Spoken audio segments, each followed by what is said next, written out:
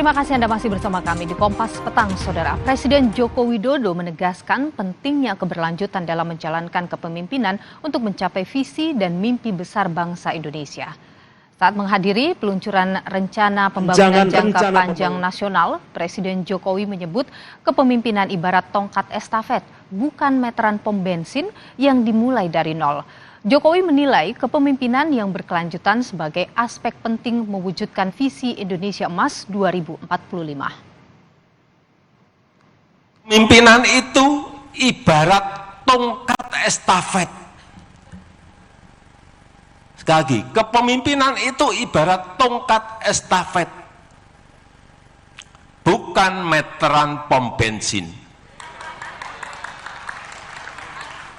Kalau meteran pom bensin itu, Pak, dimulai dari nol ya, sama ditunjukkan ini.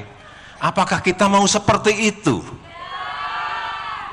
Enggak kan? Masa kayak meteran pom bensin?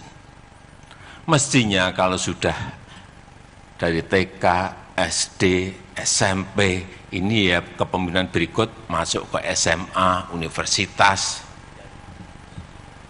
Nanti kepemimpinan berikut masuk ke S2, S3. Mestinya seperti itu.